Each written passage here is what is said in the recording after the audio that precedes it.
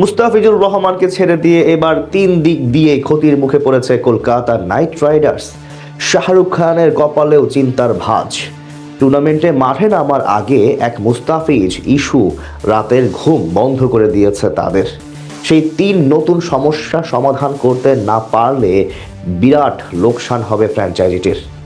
মুস্তাফিজকে ছেড়ে দিয়ে তবে কোন তিন সমস্যায় পড়েছে সেটাই জানবো রিপোর্টে। গোটা ক্রিকেট বিশ্বে এখন আলোচনা হচ্ছে মুস্তাফিজুর রহমানের আইপিএল থেকে বাদ পড়া নিয়ে। প্রথমবারের মতো এমন কাণ্ড দেখল সবাই। টুর্নামেন্টে দল পাওয়ার পরও বোর্ডের হস্তক্ষেপে বাদ পড়তে হয়েছে স্কোয়াড থেকে। এতে অবশ্য মুস্তাফিজুর রহমানের বড় কোনো ক্ষতি না হলেও উল্টো হিতে বিপরীত হয়ে কঠিন সমস্যায় পড়েছে শাহরুখের কলকাতা নাইট রাইডার্স। এমন তিনটি লোকসানের মুখে পড়েছে তারা, যেখান থেকে বের হয়ে আসা অসম্ভব। গেল 16 ডিসেম্বর সংযুক্ত আরব আমিরাতের এক অভিজাত হোটেলে অনুষ্ঠিত হয় 2026 আইপিএলের মিনি অকশন। সেখানে একমাত্র বাংলাদেশি হিসেবে দল পান কাটার মাস্টার মুস্তাফিজুর রহমান। নিলামের টেবিলে তার জন্য Delhi Capitals, Kolkata night Riders এবং চেন্নাই সুপার কিংস লম্বা সময় ধরে লড়াই করে। শেষ পর্যন্ত রেকর্ড 9 কোটি 20 লাখ রুপি অর্থাৎ বাংলাদেশি মুদ্রায়, যা প্রায় 12.5 কোটি টাকায় কলকাতায় যোগ দেন তিনি। টুর্নামেন্টের ইতিহাসে কোনো টাইগার ক্রিকেটারের এটাই সর্বোচ্চ দামে বিক্রি হওয়ার রেকর্ড। তবে গতকাল বিসিসিআই এর হস্তক্ষেপে এবং টুর্নামেন্ট কর্তৃপক্ষের অপেশাদার সিদ্ধান্তে নাম কাটা যায় টাইগার পেসারের। এতে অবশ্য ফিজের যতটুকু না ক্ষতি হয়েছে তার চেয়ে বেশি বিপাকে পড়েছে কলকাতা নাইট রাইডার্স। তাদের জন্য তিনটি সমস্যার প্রথমটি হলো টিম কম্বিনেশন।